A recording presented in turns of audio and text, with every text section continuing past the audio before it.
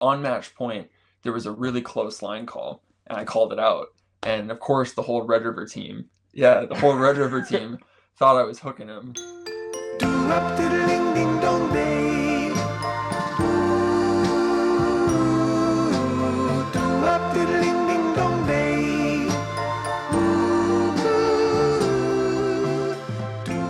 Today on the podcast, we get to interview none other than one of my best friends, Carter Steffes. Carter is the epitome of hard worker. He's an absolute grinder. He's doing some super special things in the venture capital space. But also, he's been a contributor, a massive contributor to Backyard Tennis, formerly Tennis with Ike. He was our season 1 champion of the 69 Chevy in our first season and only season, the only successful season of our gambling degenerates. You could say it was a show. It was like a little bit of a game show almost. You could describe it as, where we bet $10, $20, or $30 per week, and we kept track of them for an entire season of tennis, literally an entire year of tennis. And he won. He was the GOAT. So we're gonna have to pick his brain on that. But yeah, he's one of one. I freaking love Carter. I'm excited to see what he does someday, what he's doing right now. And I think you guys are gonna find this interview very exciting. So please put your hands together and welcome Carter Steffes. Hey, I didn't expect this, but we have Carter Steffes in person. It was a very spontaneous thing. I'm super excited. I don't think I've ever done a live podcast before. So welcome, Carter Steffes. Thank you, Isaac. Yeah, no problem. We'll get into why I wanted to have Carter on.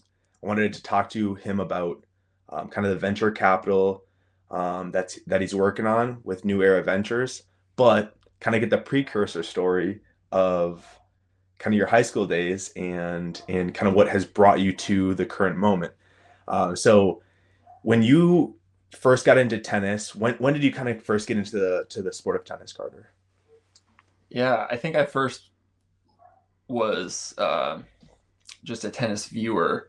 I used to kind of dink around the tennis ball on the brick wall in my parents' garage, and I'd watch Roland Garros and Wimbledon on the TV during the summer. And I really got into the game though when I met our friend David Youngs in 6th grade, and he invited me to intramural tennis, and I was playing football at the time, and wasn't having like a lot of fun with football as a scrawny kid who's just didn't hit my growth spurt until later, and really enjoyed intramural tennis and kind of had a knack for it at the beginning. And I think David has a knack for getting people excited about anything he's involved with, because he approaches life with like a certain level of passion and just like genuine energy, and was drawn to it and was drawn to the people in tennis, and so kind of ran with it from there. And then tennis is one of those sports in high school that's unique because you can play for the high school team when you're in middle school, and so played a lot in that first year with David and some other friends that I met, and got involved at Courts Plus, and then had a chance to play some JV tennis, and then ended up lettering when I was a 7th grader, which just got me excited and maybe like blew up my ego a little bit. It was enough to kind of get me going, and didn't look back. And we'll get into it. We covered it on podcast past, but I've met some of the best people in my life through tennis and made some of the best memories, and still an avid ATP tennis fan, and great sport. Yeah, 100%. And you kind of hit on the nose when you're playing 7th grade, 8th grade tennis. You're playing on the varsity team or JV team, and you're contributing to your school. In other sports like football or basketball, you can't physically compete at like the high school varsity level. But tennis you can, because it's a non-physical sport in terms of like being able to, I don't know, there's no contact, you could say. Yeah. But you can still compete competitively at a varsity level. So for me, for example, that's what really gravitated me towards the sport of tennis because I played baseball. I would say I was pretty decent. Like you always think you're better than you are, but seventh grade, eighth grade baseball. But being on the varsity team for tennis, like you're like, I want to do this. Like I want to contribute to the school and to Red Wing and whatnot. Um, which kind of leads me to my next question: is you guys did something at Fargo South because that's where you went to school, high school, that no other team had ever done in a super super long time. So I kind of want to hear the story of how you guys beat Red River. Was that your senior year or junior year? Yeah, Yeah. senior year. Yeah, tell me the story of kind of how you knocked them off because they had some incredible streak. I don't know if it was like 10, 15 years of straight winning the state championship, and you guys like had just the insane team, and you guys knocked them out. Yeah.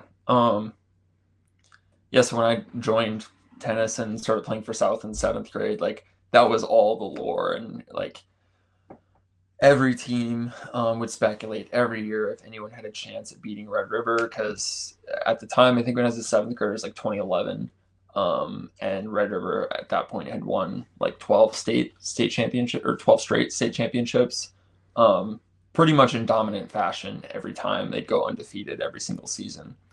Um, and so we had a pretty young team. Like when David and I were seventh graders, like we both lettered and played like a little bit of varsity tennis. David played more consistently in the lineup than I did. Um, but we knew we'd have a young team for a while. Davis Lawley was like a fifth grader, but was like a stud at his age, and you could tell he's gonna be really good at that point. His brother Parker was a senior when we were seventh graders, and Parker won the individual state championship. South took second to Red River, of course. Um, so we kind of knew early on, like, hey, maybe we might have a good team in the future. I was clear that Red River would still have good teams. They were just like breeding great tennis talent, had great coaches, had a lot of like excitement in the tennis community, um, active parents that push the ball forward. But yeah, so during our 6 years, or the first 5 years, Red River continued to win in dominant fashion. Had several players that would go on to play Division One tennis, and we just kept getting a little bit better every year with basically the same team every year. Um, and yeah, our senior year, I'll be honest, Red River was a little bit weaker. Still had an incredible team, but a little bit weaker than past. And then we had a much stronger team than we had in the past, but still cutting it close. And then we had Davis Lawley at number one, who was just dominant. Our senior year, so he would have been a sophomore, but he lost like 2 sets that entire season, won the state individual championship. So having someone at one that's just like an automatic win is a huge unlock. And then during the regular season was when we got our first shot at Red River. Um, we we played them at home, so they came down to Fargo. It's a pretty standard day. I think it was actually homecoming week for us, but um, played them tight in doubles. I think we were down 2-1 after doubles. We won at one, had a tight one at two, lost 3 dubs, and then went out for singles. I think Noah Johnson, who I don't know if he's appeared on the pod, but Noah quickly won his match at 5 singles. David won his match fairly quickly at 2 singles. I think we got blown past pretty quickly at 3 singles. 6 singles was close, but lost that one. And then, so the last 2 matches on, we were down 4-3, where Davis Lawley, our pretty much automatic win, but he faced a guy named Andrew Godin that day, who was also very good and was playing very well.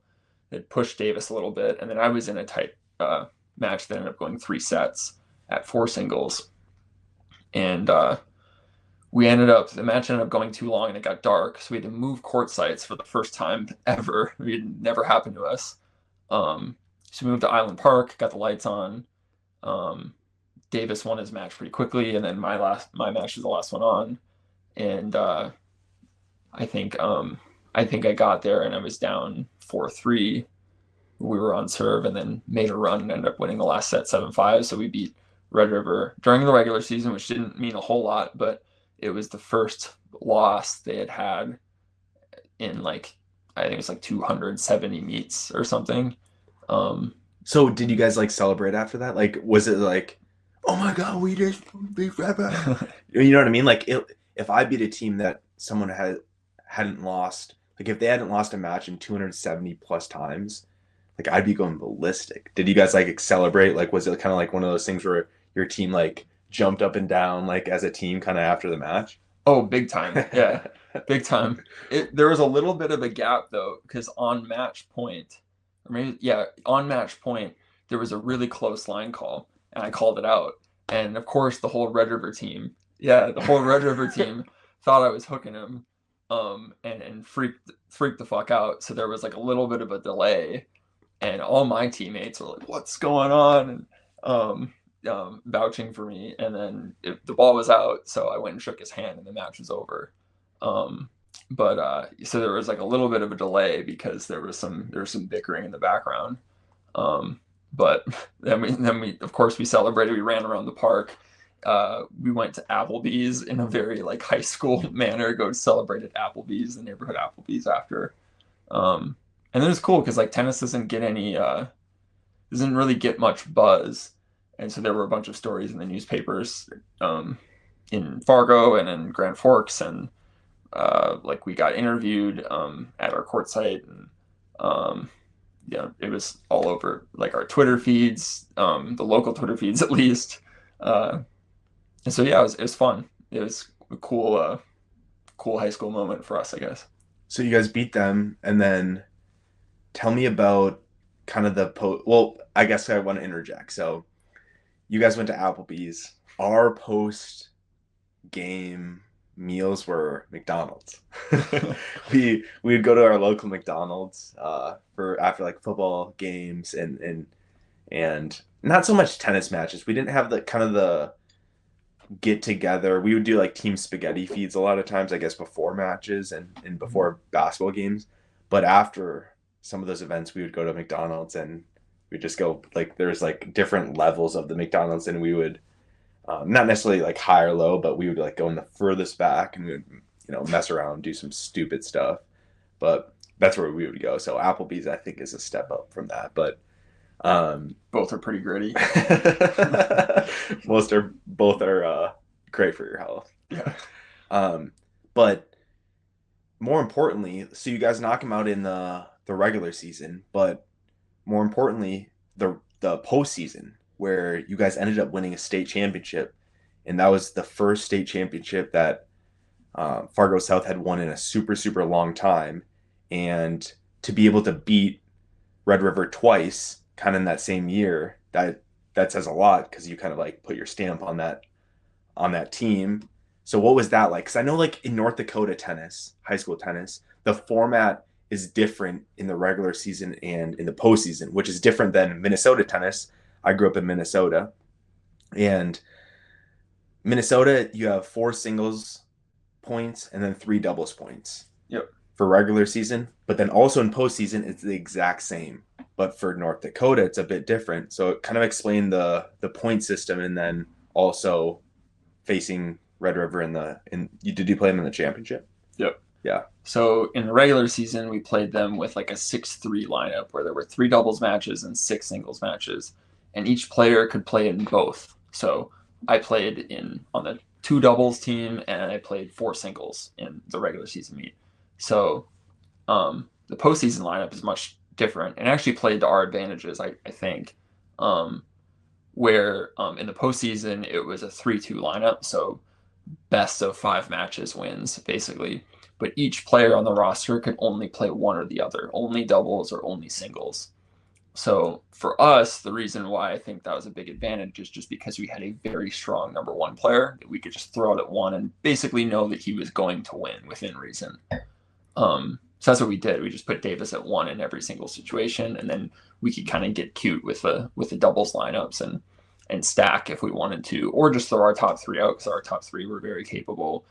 David was the best 2 in the state and would beat any 2, so it was basically like an automatic win at 1 and 2 if we wanted it to be. So we actually faced Red River 3 times that season. We lost the second time. We lost in the conference championship, and we had stacked, or we put Davis at 1, David at 2, and our three. I think our 3 singles player at, or no, then we put our 3 singles and our 5 singles players at 1 doubles, and then our 4 singles player, played 2 doubles, and then I played with like our number 7 player at 3.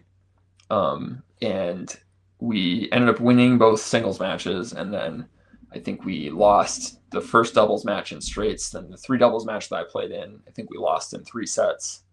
And then we got blown out at 3 singles. But so that was in the conference championship where we lost to them.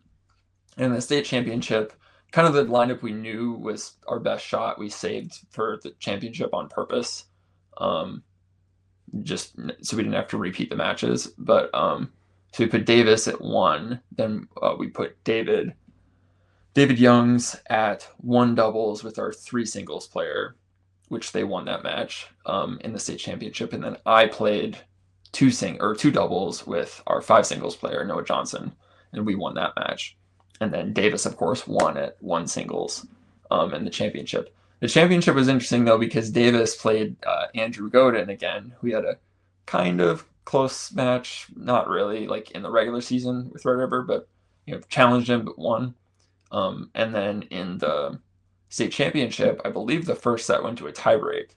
So it was a little surprising because I remember getting off the court for 2 doubles thinking like, all right, like if me and Noah win this match, we'll win the state championship.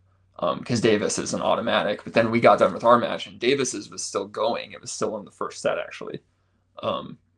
And ended up winning that first set, and then luckily he pulled away and won the second set in a more decisive manner. And that was it. But the lineup during the state tournament, or the structure of the lineups, like the way, or the format, definitely played to our advantage. Yeah. The format's kind of interesting. So, like in the regular season, you can play both doubles and singles, and in the postseason, you can only play one or the other. Is essentially what you're saying. Yep, exactly. Okay. Yeah, that makes it a little bit more interesting. That you almost have a little bit more strategy where all season you do one thing and then you kind of like switch it up, which is like it kind of adds another element of strategy to kind of what you're doing. So what win was better when you were playing Red River? Was it the time that you guys knocked him off their streak, or was it winning the state title? That's a good question. I haven't thought about this in a long time, but I feel like when we won in the regular season, that was more like exhilarating because we've been building up, and there had been years of anticipation thinking like maybe we could beat this team. So when that happened, and like the way it happened too, where we had to switch court sites, was really a lot of fun. And then when we won in state, like I guess I can't speak for my friends and teammates, but I just remember feeling so much relief. Like now in hindsight, it's like, yeah, it's just a tennis match. Like high school's fun. It's awesome. Like, we won state. It's really cool, but it's not that big of a deal. But at the time, it felt like the biggest deal in the world. And like we put a ton of like needless pressure on ourselves. Really, like I remember just so many negative thoughts going through my head going up, or the week ahead of the state championship, just thinking like, if we don't win this, I want to die. Like just like the most extreme thoughts. But so when we won, I just felt like a sense of relief. So much so that like me and my doubles partner qualified for the individual state tournament. And at the time, the team state championship was played in the morning on Fridays. So we won the team state championship, and then we had individuals later that day. So I remember I had to jump onto the court after like the celebration and stuff, jump onto the court to play my individuals match. And me and my partner, his name is Brett Schultz, we played a team that we had beat like pretty handily during the regular season from Mandan, and like we should have stomped them, but we just didn't give a single fuck.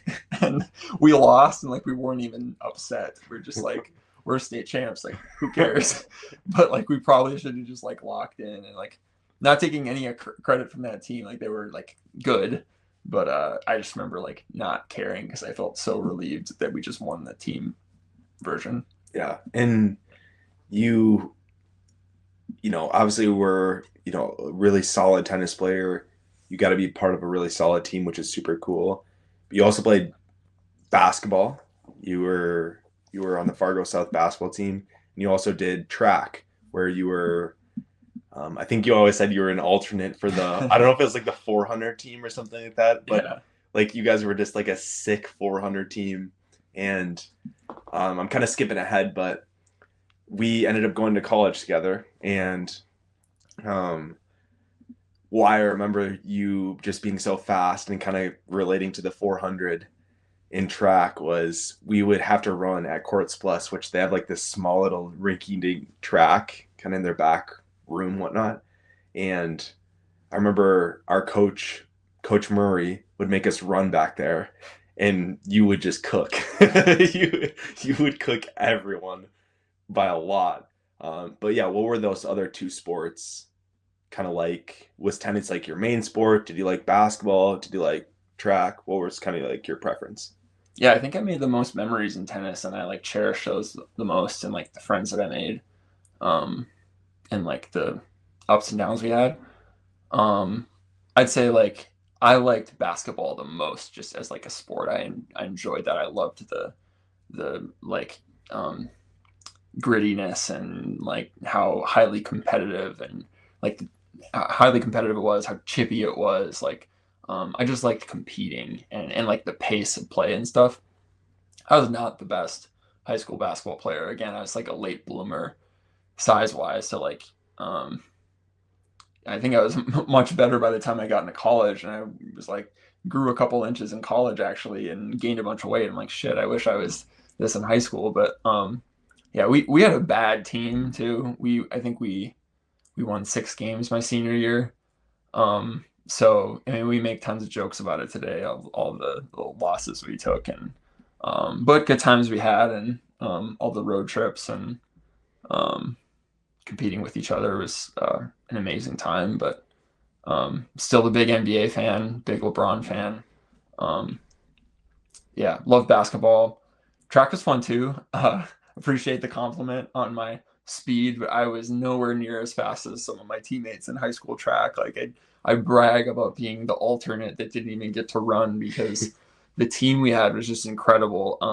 But the 4x4 team that I didn't quite make the cut to be on the top four as a fifth guy, but they won state and they won it pretty handily. And every meet we'd go to, um, we'd win the 4x4, and it was a lot of fun because during the regular season we didn't always throw out our four best guys. So like I'd get to jump in and like win a race with my team every time, even though I was the slowest leg usually. Um, Were you ever hoping that one of those guys would just fucking rip their ACL? so it Or just actually absolutely fucking murk their ACL and it you almost happened. It almost happened at state because this guy named Minka Mendon, very talented runner. I think he ran in college. Um, he was competing in the 800 final earlier in the day before the 4x4 championship. And I remember that. So the 800 is 2 laps, and Menka was not supposed to win the 800, but he goes on the 800 after the first lap. He's way ahead of everyone. So we're like, oh God, Menka, like, what are you doing? Like, you should not be way ahead of everyone at this point. And then the second lap of the race, like halfway through, he just died, and like everyone passed him. And I think he took last or second to last, and then came up kind of hobbling. And I'm like, oh no, this guy's like the second fastest time on our 4x4, and we run the 4x4 in like 45 minutes. So coach yells at me, he's like, Carter, get down there, start warming up. And I was like, oh no, because you start to do the math on the times, and like if you throw my best time in with all the other guys, like we could still maybe win, but it's maybe not. And I like didn't want to be the reason why we didn't win state. So I'm like, oh fuck, I better get ready here. I better bring it. And uh Menka ended up shaping up and running the race, and they won. So who knows what would have happened if I ran it, but luckily we won. yeah. There's this. So I spend a ton of time on YouTube, like so much time on YouTube. So just a bunch of random stuff will pop up on my algorithm. Um, but there's this dude, I can't remember his name. I didn't even know what his channel was.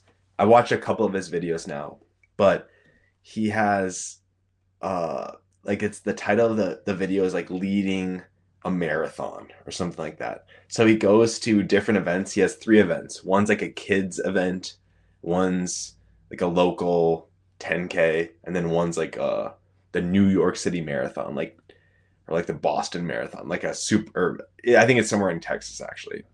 But he sees how long he can lead the event for, and he's like a pretty good runner. Like he's like solid. Like he's a YouTube runner. It's kind of what you would describe him as. So like the first event, he's with a bunch of kids and he just cooks them all, and then he lets like some of the kids win. He doesn't win the event, so he's like, yeah, I led for 0.99 miles of this 1 mile race. Then he goes to the 10K and he just cooks right out the start, just starts hauling, and he leads for I think it's over half the race. And then for the marathon, he has to start back 100 meters because he's not in like the mega division, but he's like the next division. So he just sprints right up to the front, and he's like in second place for like a quarter mile or something like that. And all of these guys pass him, and he's running at like he's at his fastest kind of thing. But I don't know. That kind of reminded me. Yeah, it's But fun. so in similarly to David, who you mentioned, you you know have a good sports career, but then you chose Concordia College, which is right across the river in Moorhead, Minnesota, which is where you and I had met Mhm. in college. What was your kind of decision, and why did you go to Concordia College rather than, I know that you were looking at like Creighton at one point, and I think you were kind of looking, and I don't know if dentistry at the time was like in your cards or kind of like Mhm. your plan, but like why'd you choose Concordia over some of these other schools? Yeah, I don't think at that time in my life I really put that much like deep thought into the decision. Like the first filtering mechanism was just cost. I really wanted to go to Creighton, but it's just like very expensive even with financial aid, and it just would have been like an order of magnitude more money. And so that was kind of thrown out early, even though I wanted to go. Um, Concordia just got thrown on my radar, honestly, because Coach Fuchko at the time just reached out to me, Mm. and like as a like I had not even thought about playing high or college tennis, and so it's kind of endearing. I was like, oh, maybe I can do this thing. Yeah, we're laughing because Fuchko is an interesting character. Well, if I don't mind interjecting here. So I really like having a coach for like 4 years, or in high school you could have someone for, I guess, your middle school, seventh, eighth, and then so you could have someone for 6 years.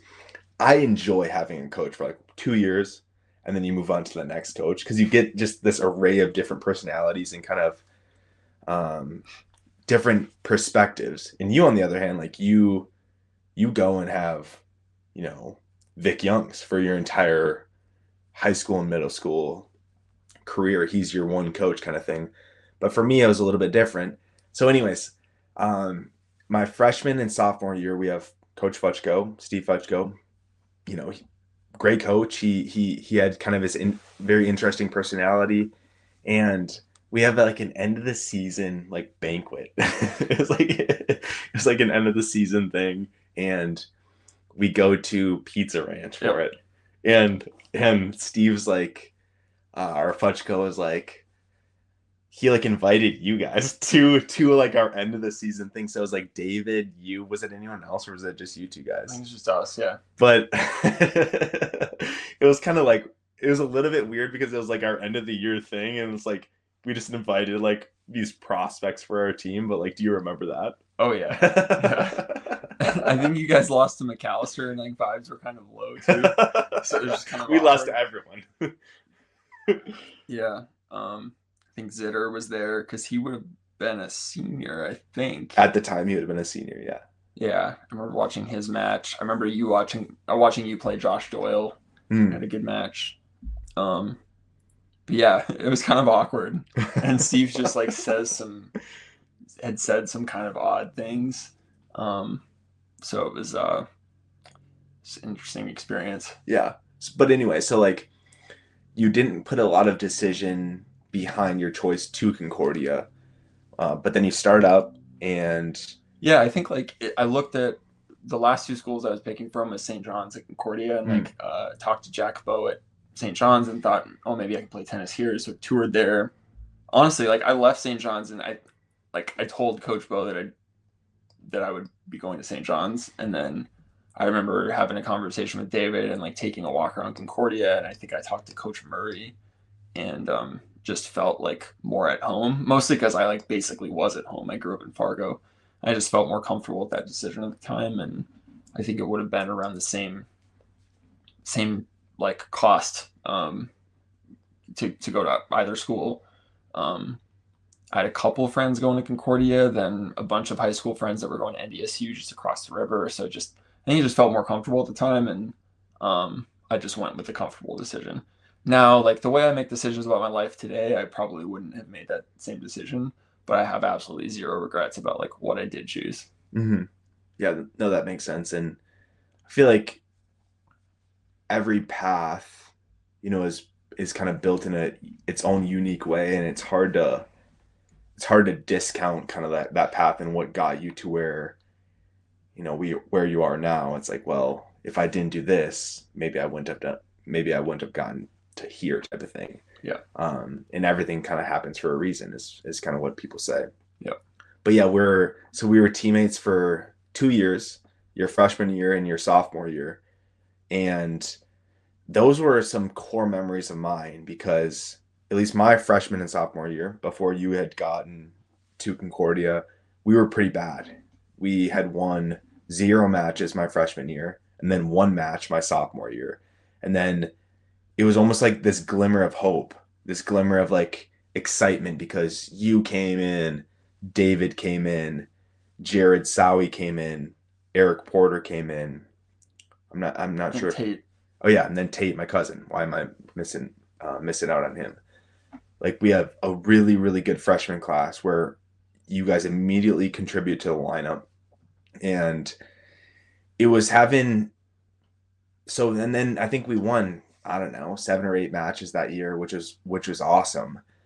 But it was the social part for me that was like just it was awesome because Yeah. like we would get together after matches. We would get together on the weekends and stuff like that, and we would just have a really really good time.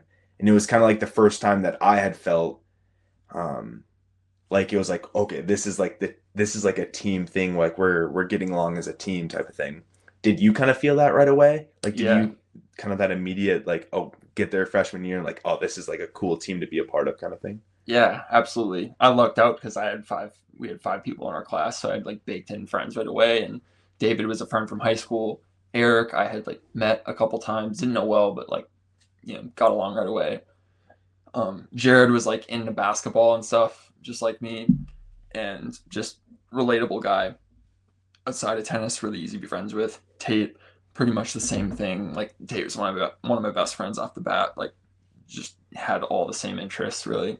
So it was easy. And then you kind of like felt like you took us under your wing, and you're the best player on the team too. So it was like nice to have that kind of leadership from the top down, and like inviting us to your place on the weekends because you had a house and we were in the dorms, where we could have like team get-togethers and stuff. It was super fun.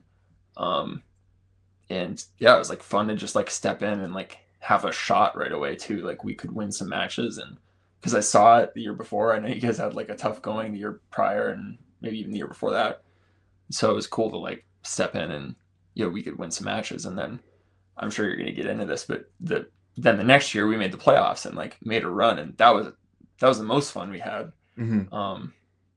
It was the furthest we got too, because when we were seniors, our season basically got canceled because of COVID. We played a couple matches and then it got cut. And then our junior year, we struggled a little bit more and won matches still, but dropped a little bit from the year prior. And so that sophomore season for us and your senior season was like peak of like the tennis experience in college for sure. That's interesting to think because like I know once you kind of leave college, at least for me, you know, you pay attention, but you don't pay attention as much type of thing, just because Yeah. you're not in the you're not on the team, you're not in kind of the environment of the team. But yeah, that was definitely the highlight of my collegiate career, was that second season, because at that point you're with your teammates for, with, I guess, you guys with your class for, it had been a whole year, and then you're kind of in your second year. Mm-hmm. So you have that very strong relationship, and it's executing. It's not, oh, what's going to work? It's like, okay, we know what's going to work. Mm-hmm. How can we just go out there and execute? But I have, and I got to pop up this for your bio one. I kind of wanted to see here, share the window, add this tier. Nice, perfect. Oh, what do we got? Yeah, I wonder if I can just, you can do that maybe. Yeah, I don't know. Hopefully this is big enough for the people to see. No, that's not. Okay. So we got the Steffes file. We why Concordia, the ambiance. What a dumb answer. Post graduation plans, dental school. Did not happen. We know that changed.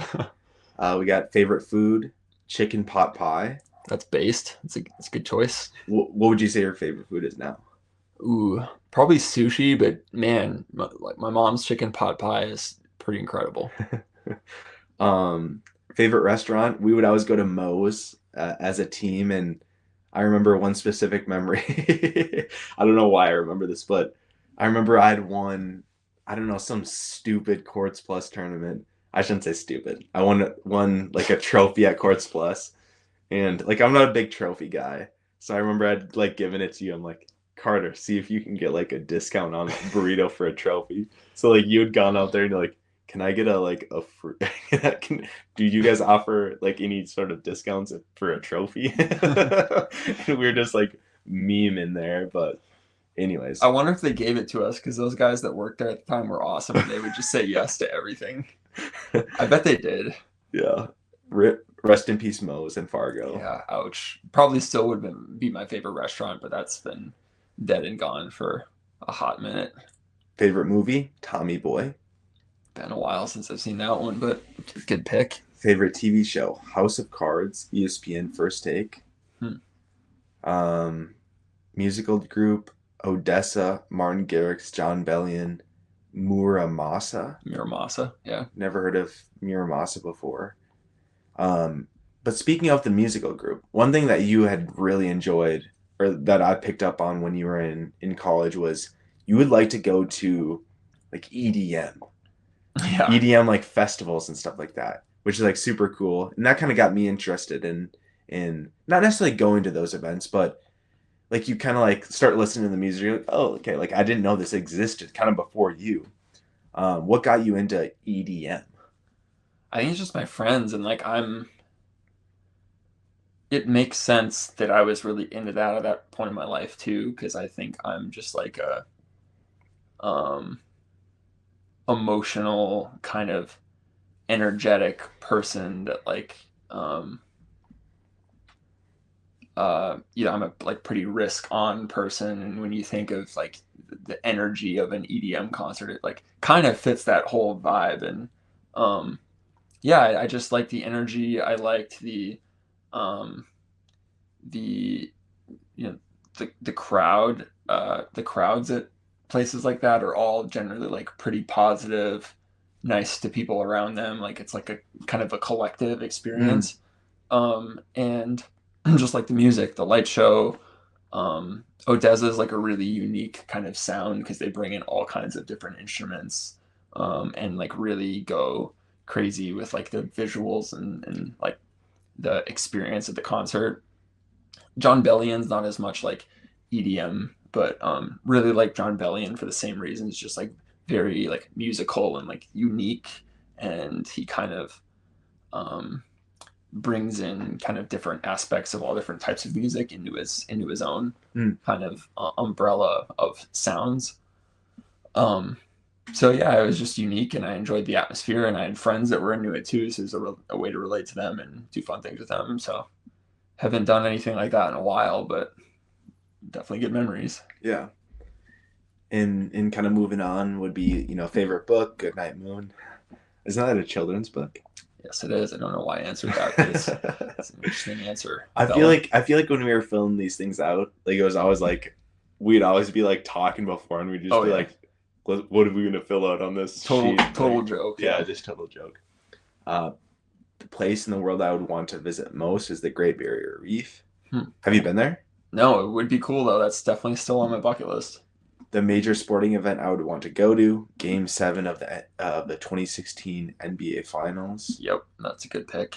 Was that Cleveland when they won that? Yep, when they Okay. won, beat the The Warriors. Cavs. That would still be the same answer for me today. My dream job, front office executive for a professional sports team. Nope, would not care about that anymore. My bucket list includes climbing the bell tower. Never got that one done. That'd be a tough climb. That's like some free solo shit right there.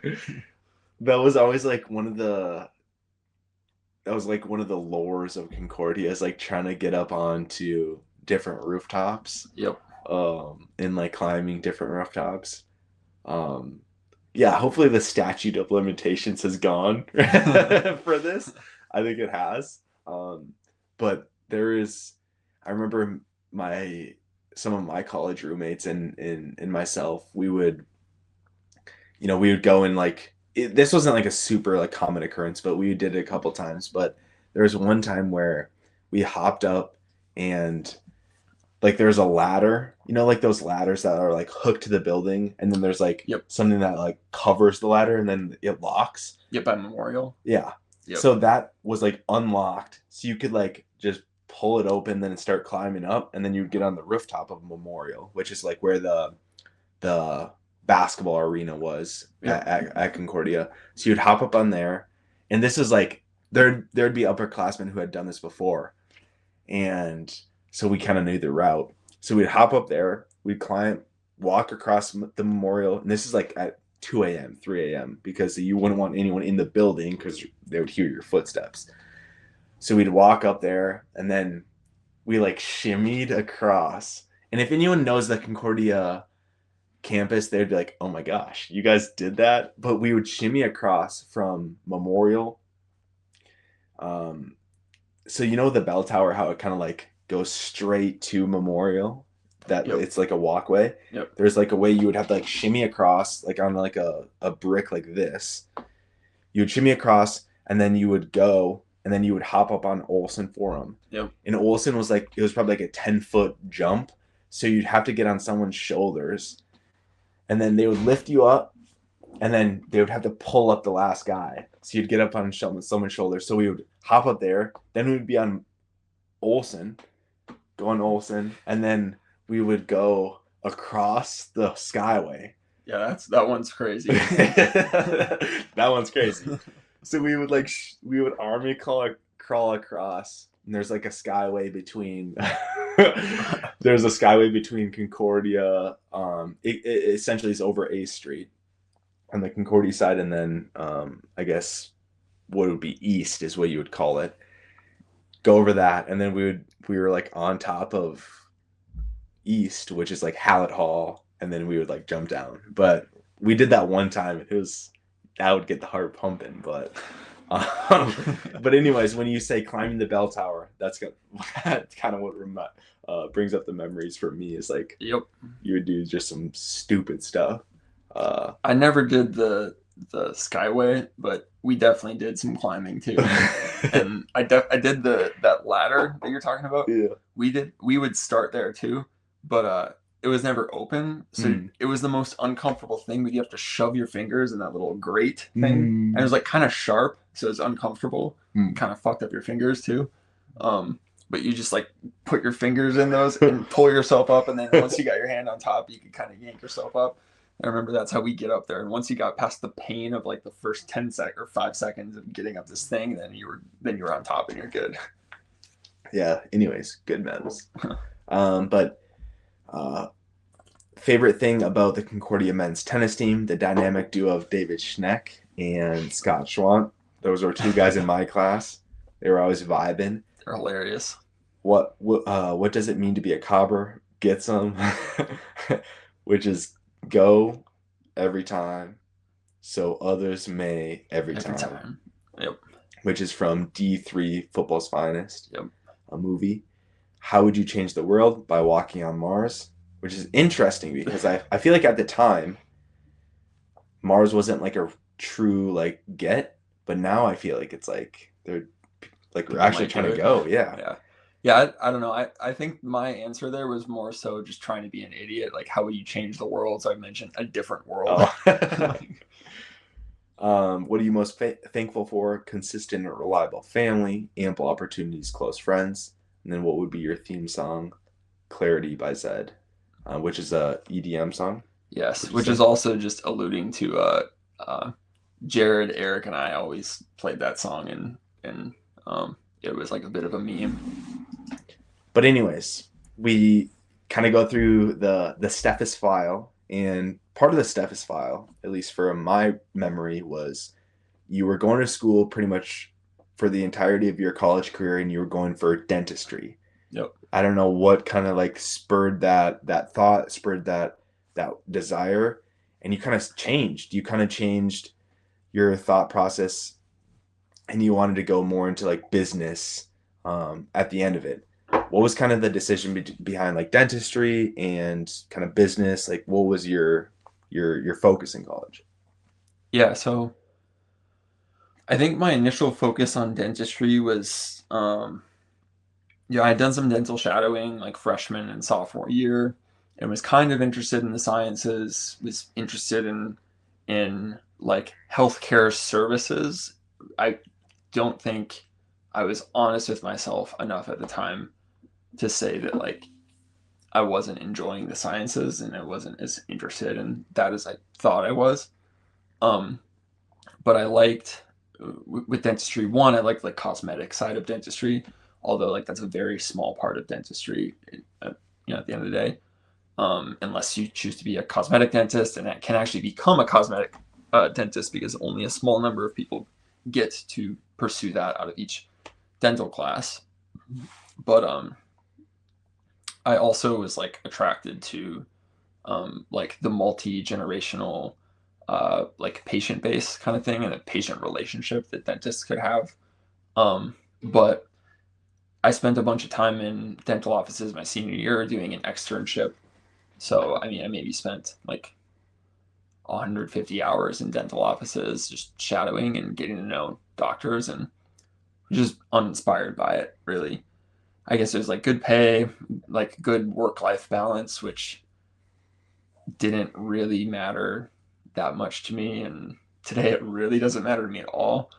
Um, so I just wasn't excited by it. So the prospects of going to school for another 4 years and spending probably $500,000 on tuition and all the loans that I have to take out to live and stuff was just not interesting to me. So graduated at the peak of COVID, which in hindsight was like a great period of reflection. I worked at Sherwin-Williams with Isaac for part of it, just doing like customer service and sales and taking care of the warehouse and kind of doing a lot of things. It was a lot of fun. Like the people I worked with, I think there's sales in everything in like most businesses in life. Especially if you want to do something entrepreneurial, just any sales experience it could be a great experience. So worked at Sherwin for about a year while I applied at grad schools, and um, I figured grad school was a good option because I didn't really know what I wanted to do, and I wasn't getting a lot of calls back on a lot of cold applications I was submitting at companies. And so I just needed some direction, and I didn't, I hadn't been outside of Fargo for much of my life. My family didn't really go on many vacations growing up, so I just didn't like my worldview is pretty limited, and I think I was like self-aware of that and wanted to get to a big market. So applied to a bunch of places, ended up landing at the University of Maryland outside of DC.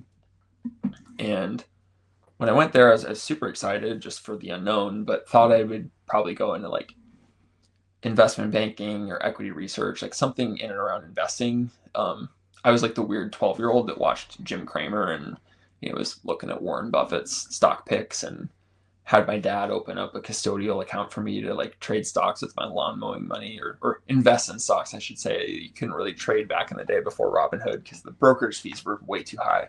Hmm. But that's how I kind of got into it, or that's how I got to Maryland and where some of my interests lie. But figured out pretty quickly that investment banking and equity research wasn't really for me either. I was far more interested in like the entrepreneurial side of finance and um, just building businesses in general. And I validated that through an experience as a venture scout with a venture capital fund in the San Francisco Bay Area called Go Ahead Ventures. Um, I met one of the managing partners there for their like internship program. Was super intimidated by it at the time and didn't know a lot about the industry, but luckily, like they were very kind to me. Got an opportunity to scout for them, and what that meant was I spent time looking for founders of early stage companies that were looking for funding to get their businesses started. And like the types of businesses you're talking to are like very ambitious um, companies solving big problems like in AI or robotics or biotechnology or something with a very big market that's transforming quickly, and that's solving like real problems. And so I was really energized by that for a couple of reasons. Like the founders in these industries are very like engaging to speak to because oftentimes they're at the tip of the spear in whatever industry they're in. They're just wicked smart. Um, Lots of quirky people, lots of really passionate people. Generally, like these founders attract other very talented people that are foregoing other high-paying, interesting opportunities at bigger, more established companies or other tech companies. So um, I was drawn to how much I could learn by how much energy and passion and like risk was involved with this stuff. So that's what's really got me in a venture. And um, I ended up not even making it through school. I got through the first year and I had another year left. But towards the end of the year, I got an internship offer from a VC firm in New York called Catalio Capital Management that was a newer firm, but managing $1 billion and investing in um, biotechnology startups from inception to IPO, and took that. Was around a bunch of talented people, knew I'd learn a lot, and decided not to go back to school, and ended up working in New York for a year before I started New Era Ventures, which is what I'm doing now. And kind of how, well, actually, first, what New Era Ventures is we're an early stage venture capital firm that invests in Gen Z founding teams, so just younger founders, younger entrepreneurs that are building technology companies for like enterprise transformation, like robotics, like any kind of American critical industry, whatever. But we're looking for um, intense founders that are like ambitiously and aggressively pursuing rapidly expanding large markets. And uh, we the way it works is we raise capital from investors that believe in our strategy, and we invest in 25 to 30 companies over the course of 2 years out of a fund where we're managing a couple $1 million.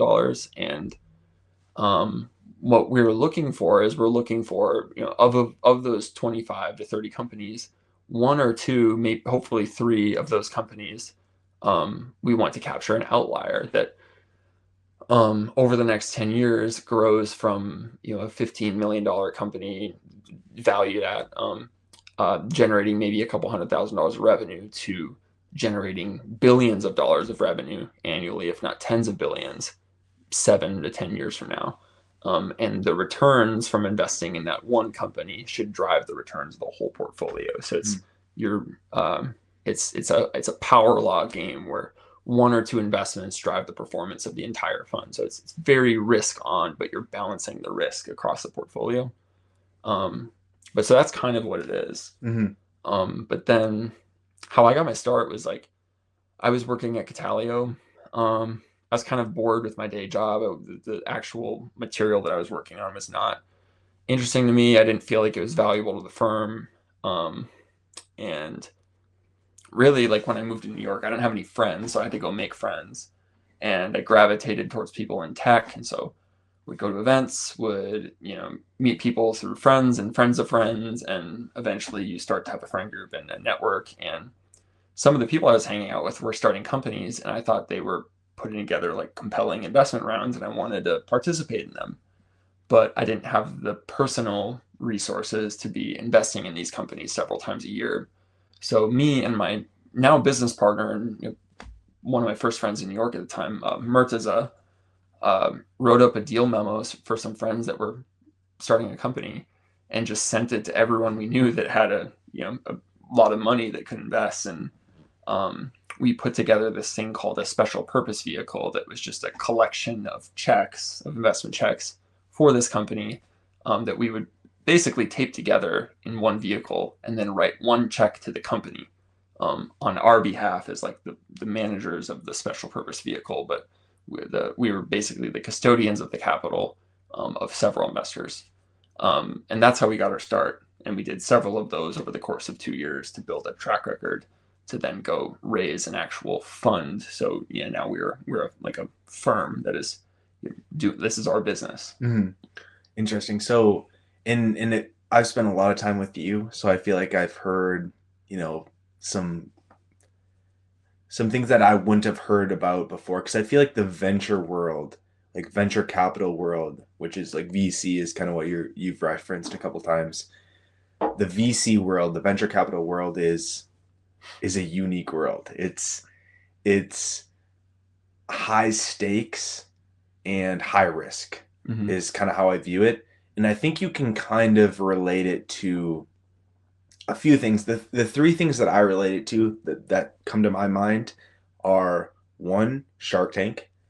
I think when someone goes on Shark Tank, they have this idea where it, and then you go in front of Kevin O'Leary, in the past, Mark Cuban, Lori Grenier, Robert Herjavec, these guys, these big billionaire investors, Mm-hmm. and you pitch them your idea, and they're only going to invest in that idea if they think it can 10x or 100x, if they think they can get a good return on that investment. So that's the first thing I think about when I think of VC. Yep. The second thing I think of is the movie The Social Network, Mm-hmm. where you have Facebook in its early days. You have Mark Zuckerberg and kind of his story. And at one point in the movie, and the story of Mark Zuckerberg, he goes in they pitch to different billionaires, different well-known people, and they're trying to get funding to essentially put gasoline on their fire of like, hey, we want to make this like a huge thing type of thing. And then the third thing that I think about is like a company like Uber, where when you're creating Uber, it's very difficult to be profitable with Uber. So you need a lot of investment, but you're changing the game of the industry, or like an Airbnb, you could say. It's disruptive. Yeah, it's disruptive, where you have these taxi cabs in New York, Boston, Miami, LA, and you create this completely different thing that disrupts the current environment and changes the entire thing. Airbnb would be the same thing. Yep. And that would be, my fourth example, whatnot. So you are essentially, as in New Era Ventures, trying to find an Uber, trying to find a Facebook, an Airbnb, to essentially like find early, so then you can kind of ride their, put gasoline on their fire, and then watch them grow to $1 billion company, $10 billion company, and then you can get the return. That's essentially what you're doing, correct? Exactly. Yeah, we're looking for like the next generation of disruptors, Mm-hmm. and we want to capture them as early as possible. And another thing that I feel like I've talked with you about. So, are you specifically looking for companies in North Dakota? Are you looking for companies anywhere? Like, because I know that you spend a lot of your time in San Francisco. Mm-hmm. You travel. I know you've traveled down to Texas before. You spend some of your time here in Fargo. It seems like you're always like, I call you up and you're like, and you're in the cities, like last weekend, whatnot. I call you up and you're like, you're always somewhere else. Um, so like, where exactly like is your fund located? And like, are you willing to take a company from any spot in this country kind of thing, or even on the globe? Like kind of where are you geographically? Yeah, so the firm is based in Fargo. My partner, so we're just a team of two. My partner is currently based just outside New York City, and he will likely be in San Francisco pretty shortly here. But yeah, we don't discriminate based off location. I think you know, like we may find a company in North Dakota, or we may find a company in the Midwest that we are excited about and we'll back. And the cool part about being local here is like I'm probably going to see those companies first, and that's when you want to catch them.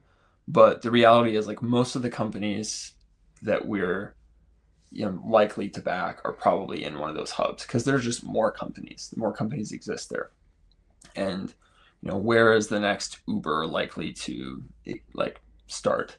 Like the probability is much higher that it will be in LA or Austin or San Francisco or New York. So we really don't care about where the company's at, and we will meet them wherever we have to. Like the great thing about today is you can operate from wherever in the world of Zoom. And so we've been able to build our firm. I've been able to build the firm at staying in my parents' basement 2 years ago when I moved home, and get into some amazing deals from my parents' basement. But today we prefer and mostly require that we meet the founders prior to like in person prior to making the investment. So that's why I'll be on the road often to meet founders. Sometimes on short notice, where like I know like we might make this decision, so I need to meet them tomorrow in San Francisco or in Austin or wherever it is, and we make that happen. Sometimes we make the trip, and it ends up being we spend time with them, and like we're gonna pass, but like ultimately we're still happy we did the work and did everything we needed to make the right decision for our investors Mm-hmm. and for the firm.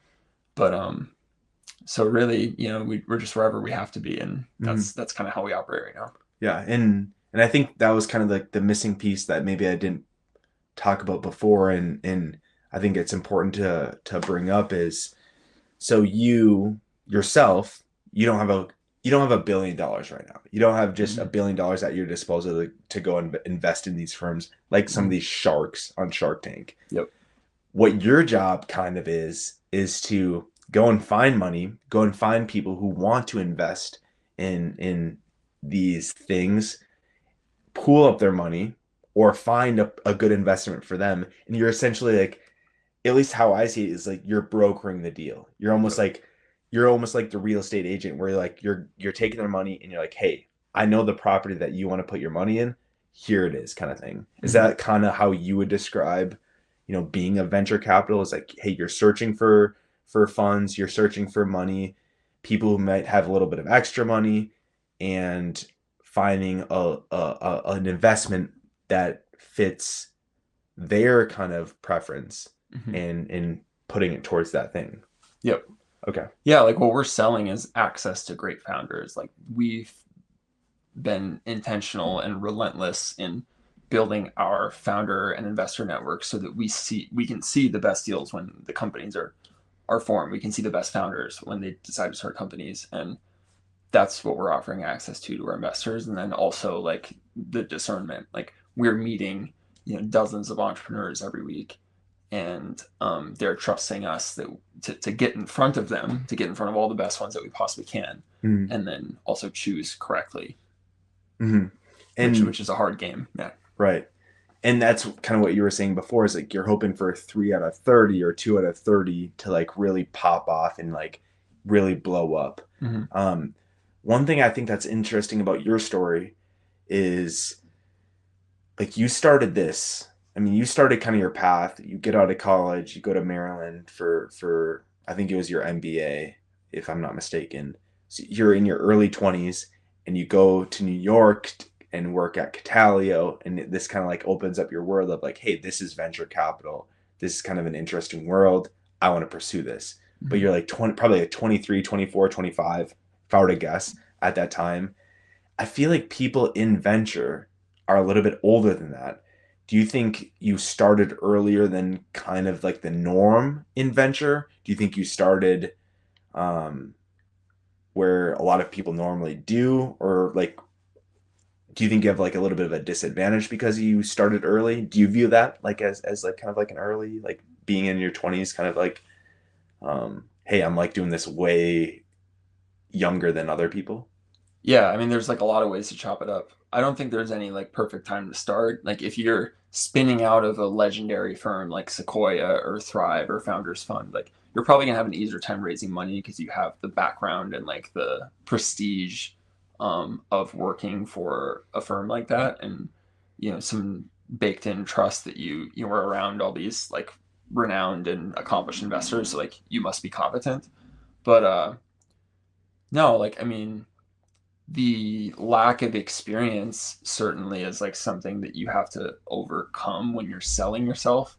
But the thing is, like we're operating in like the most um like the technology industry is not purely meritocratic as much as I'd like it to be, and as much as we want that narrative to be true. But um I'd say it's like mostly meritocratic. What do So you mean a meritocratic? like if I'm like um if you're talented, like you will win. You will find a like you will have a chance to succeed Mm, versus like just old money kind of running everything, or like sure. old legacy businesses completely dominating. And uh like there definitely is still a lot of nepotism in Sure. venture. It's not pure merit based. But no, I think like there's some advantages in starting things when you're young, because lots of older people that like want to invest in new companies or new funds, and they see this young, energetic entrepreneurial person going after this ambitious thing, like they want to help you when they can see themselves in you. So Hmm. my job is to help them see themselves in me a Sure. lot of the time.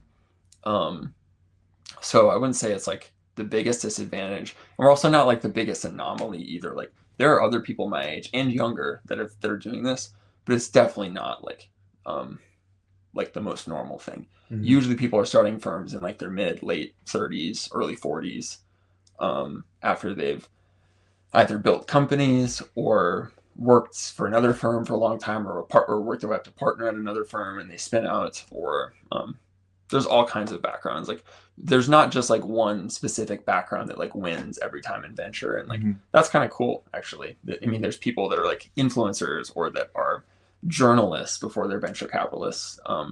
So uh, I like that about the industry. You can kind of make it coming from any background, but you definitely have to be a hustler, and you definitely have to have like a relentless drive to win. Um, because the thing about it is like you're only as good as your next deal. So it takes a certain level of relentlessness. You cannot like take your foot off the gas Hmm. because it's so competitive. Hmm. And I'm not trying to stroke your ego too much here, but I Oh God. remember I remember shoot, this was probably like I feel like this is like 4 or 5 years ago. And this is before I feel like you even started kind of like the venture game, but I just remember like you had that relentlessness then. And I remember telling you, I was like, I'm so confident. Like whatever you do, you're gonna like kill it. Like I could just tell like you had that. I don't want to use relentless again, but like you had that part of you where you wouldn't stop for anyone or anything to like accomplish your goal, and you just like had that fucking drive. I don't know, like I don't. I'm probably struggling to find the words for it, but um, kind of what I'm getting at is like it was something I saw early in you. I'm like, whatever you do, you're gonna be the most successful person that I know, kind of thing is kind of what I was getting at. But is this like a long term play? Like, is this something you can continue to do for 15, 20, 30 more years? Or is this something like in 10 years you hit, the jackpot with an Uber or a Facebook and you like pivot to something else? Like, or is this something you just like hustle on for 30 years and this is kind of like this is your path? Like, Yeah. what is the kind of the path for you here? Yeah. A lot of things. So one, I think I remember like the exact moment you were talking about, because we were like Jared was in town and I think David was hanging out with us. And I think we were like walking to the bars or something. And I was all like down on myself. I was like still trying to get into grad school, and I remember I was like so frustrated with life, and I just like wanted to like get the fuck out and like just start chasing something, but I didn't know what yet. Um, and so I remember when you told me that, I just felt very, it made me feel very good. Um, and is that even just like that feeling, like I feel like we haven't accomplished anything. It's a lot of work to do. And, you know, it's definitely gonna be a long-term game. But what you just described is like one of the reasons why I love being in venture too, because oftentimes we're one of the first like few believers in these entrepreneurs, and like they're choosing like a very difficult path, and they're choosing to try to solve hard problems, and kind of stepping into the unknown and stepping into the challenge like with energy. But when you're their first believer, um it's like it's a privilege, because like this is like their life's adventure, right?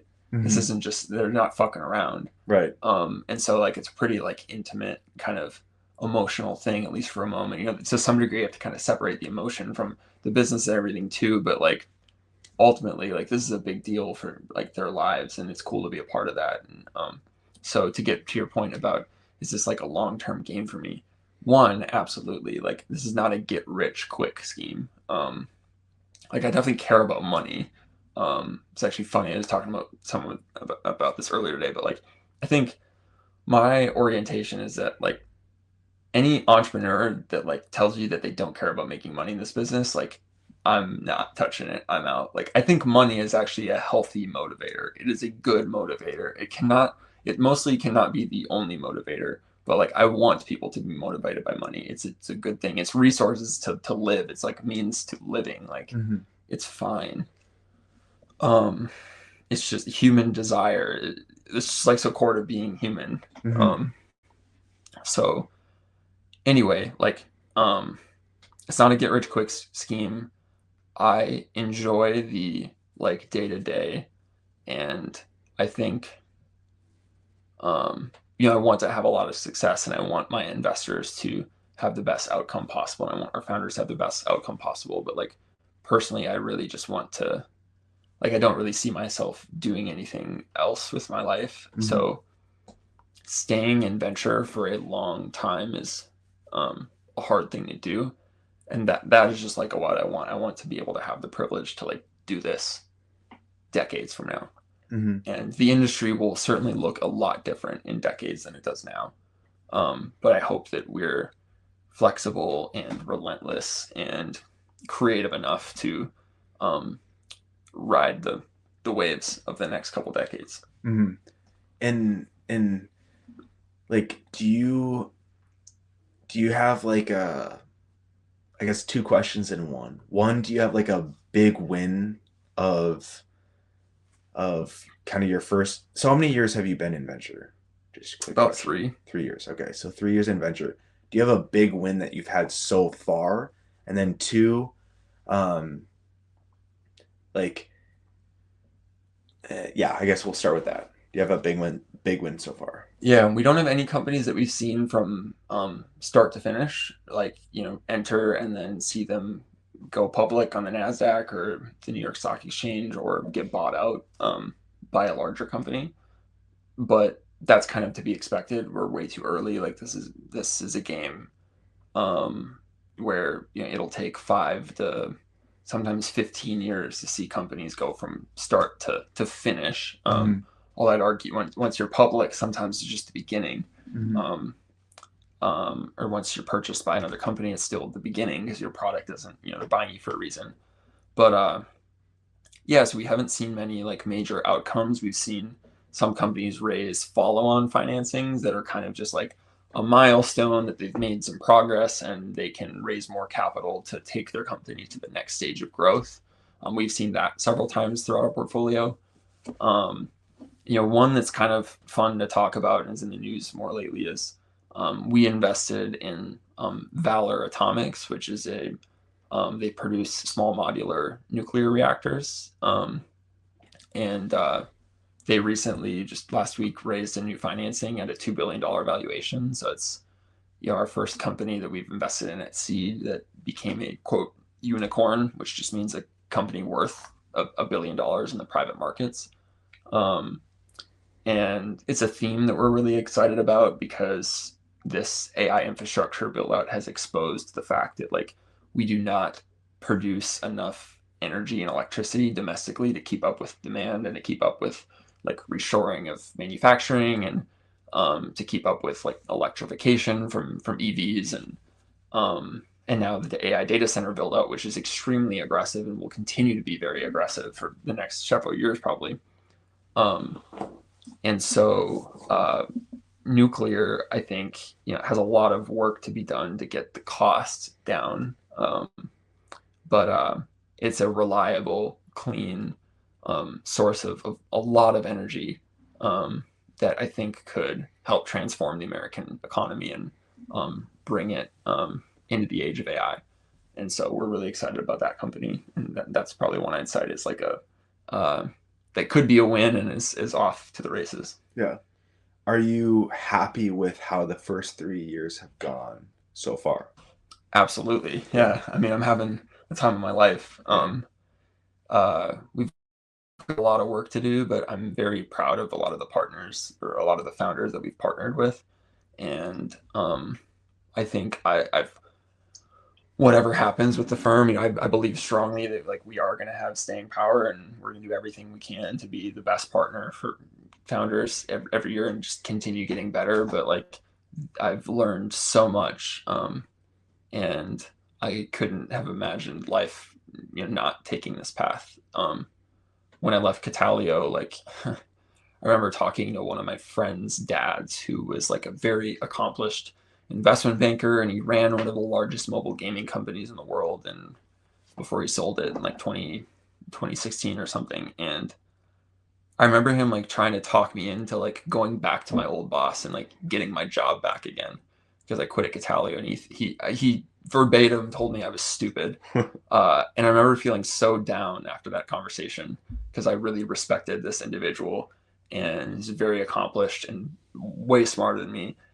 And like, yeah, it's not like a motivator for me. I don't constantly go back to like his voice telling me that, but I guess I'm like proud of myself that I stuck through it, and you know, we're gonna face a lot of criticism and failures, and we'll often find we're naive about new things that we're jumping into, but it's been a privilege to like keep jumping into new challenges and just facing them head on and uh, doing everything we can to come out on top.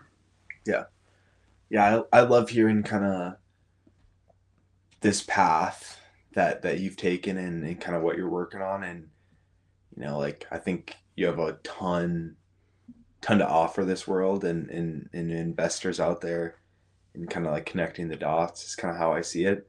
Um, but also too, like, you've been super supportive of, you know, of this, like, backyard tennis. It used to be TWI, Tennis with Ike, switched the name after about a year, but um, very supportive of kind of like the movement that I've been trying to do.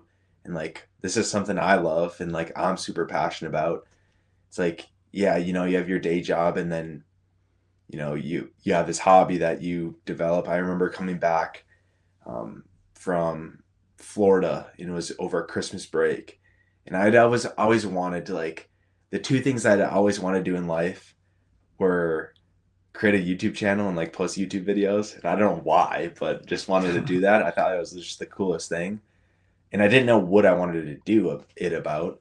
But tennis is kind of that thing. And then the second thing that I haven't done was like comedy. Like, I thought, like, I think stand-up comedy is so cool, so funny. Um, but yeah, I came back from Florida from Christmas break, and I was like, I just want to create a YouTube channel. Like, I just want to do YouTube. Like, I'm just gonna do it. Like, I don't care what other people think. And I remember you and me, we did two episodes of something called Financial Implications, where we sat down and like it was probably so Bad. it was so probably so bad. it's still out there for sure on YouTube, but somewhere in the abyss. yeah, Yeah. somewhere in the abyss. But what was kind of your perspective on kind of the start of my YouTube journey, but then also you being part of that YouTube journey? Yeah. Yeah, man. I mean, like we're joking about it sucking, but it's testament to the fact that you just need to start. So Mm. like I don't know who's listening to this video, but like if any kid is listening to this video that likes to dink around a tennis ball like we do and also has some sort of like entrepreneurial drive from within them, like this is your cue to just like start. Because you could see over the course of the years and like all the videos you push out, even just through like the thumbnails before you even click on them and how that's changed, the titles, how you interact with people that you host, the conversations we had over the years when we were doing like the fake betting and talking with the ATP. Like you can see the clear evolution, and then like with the viewers and learning how to clip and like pull for what gets the most engagement, you can see like you kind of had figured out like the algorithm and like what gets views, what gets clicks. So like it's, I mean, it's like your entrepreneurial journey, and like you know most of the battle is just like you said, like relentlessness and listening to the market, which I guess is like your audience here, and then just not quitting. Mm-hmm. Like if you just don't quit, your odds of succeeding are way higher if you don't quit, because if you quit, your odds are zero. Right. You just need to keep going, and as long as you have like some reason to keep going, and I think you kind of have to enjoy what you're doing to like really be good at it and really like be great, and clearly you do. So Yeah.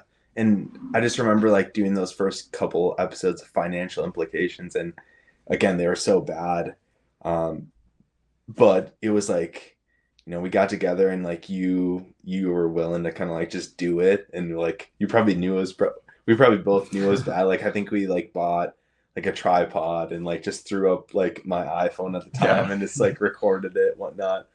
But then that kind of slowly, you know, uh, slowly turned into, maybe some like I think I did some like short little clips right away where it was like kind of like funny, and like it wasn't really like what I wanted to do. And then I don't know why, but like I wanted to get everyone involved, like all of our tennis guys involved, and everyone. It was like kind of during COVID, mm-hmm. and everyone just like said yes. It was like, and that was kind of like the gambling part. It was like, and I had like I really never gambled before that, which is kind of funny. Like that kind of like the fake, because it was like literally fake yeah, gambling. We were fake gambling. Essentially what we kind of did was I created this gambling league. It was almost like fantasy tennis is yep, the way that I would describe it. That we'd find a match of the week, and we would put $10, $20, or $30 on that match. And we went through a full season, only one season that we did it like concrete, which is awesome. Where we would get together, and it was pretty consistent, like for the most part. I think we had like 40 total weeks that we got together that year. So I mean, yep. if you think about it, of 52 weeks in the year, is it 56? No, 52. Yep. We got together like 4/5 of that, 80% of the time, and and it was like probably cheesy right away, but you could see, like you said, the evolution of it. And um, we were playing for a '69 Chevy Chevelle. It was just some stupid thing that I even remember in the first episodes where I spelled the word levy wrong. It was like Levy, and no one corrected me. I was like, no one's watching this. But then I like figured it out later. I'm like, oh, levy is spelled like Levee. I felt so stupid, but you ended up winning this car Still because have it. yeah, because you were the season one winner. Were the best in your predictions for all those matches. But like during that time, it's like I kind of realized, like, I don't know, this world, and how to put this, like, who cares? Like, who cares what people think about what you're doing? It's kind of fun just to like do your own thing. And I think I started doing interviews shortly after that, where I was like, I just want to talk to people. And like, I don't necessarily need to have like this massive big podcast to do that. Like I want to go talk to a bunch of random people who I find interesting and hear their story, and maybe chat with some people who who won't get the opportunity to tell their story. So, I think I've done maybe like 40 or 50 interviews now where it's like a lot of people are like that. There's a few of those people where it's like, yeah, they had a couple different podcasts and stuff, but Yeah. it's like cool to like be able to tell the story. I mean, including your story right now. But yeah, do you have any takeaways from being the season 1 winner of TWI at that point, and absolutely cleaning up the competition amongst Jared, Eric, me, David, whatnot? I remember I just made the most risky bets and just like was hoping I'd hit one every couple weeks. I think because I went by big bet barter. Yeah, big bet barter. So I just max bet every week on something very risky, but at least somewhat calculated. And if I won every 5 or 6 weeks, I could still kind of keep pace. And then I think I just got lucky getting a couple bets right towards the end of the season. But yeah, I don't know. It was just like fun because it was our chance to. Everyone was in different spots. Like Eric was in Bismarck. Jared was in St. Cloud. Matt was down in Owatonna, right? David was in Minneapolis or Good State or Minneapolis, and for part of it, St. Peter. You were in Fargo. I was in like DC for part of it, and then I had moved to New York. So we're all in different parts of the country. It was still kind of COVID. Like we probably didn't have that much social interaction. So once a week, it was just like our chance to all sit down, and like attendance was pretty good for that first year. Everyone would pretty much show up unless something crazy came up. And then of course it like started to drop because life started to get more real, and we just didn't commit to it. I hope someday like we could do it again. Like I would love to do it. It was a lot of fun. Yeah. It's tough to coordinate everyone's schedules, and Eric now has a kid. Jared might get married soon. Let's see. You just got married, although you're obviously committed to this still. I personally haven't talked to Matt in a while, unfortunately. But I know some of you guys still keep up with him. But yeah, it was just life changed, but it was a lot of fun. Yeah. Yeah, I agree. It was a ton of fun, and I enjoy doing this, like, and doing interviews and stuff like that.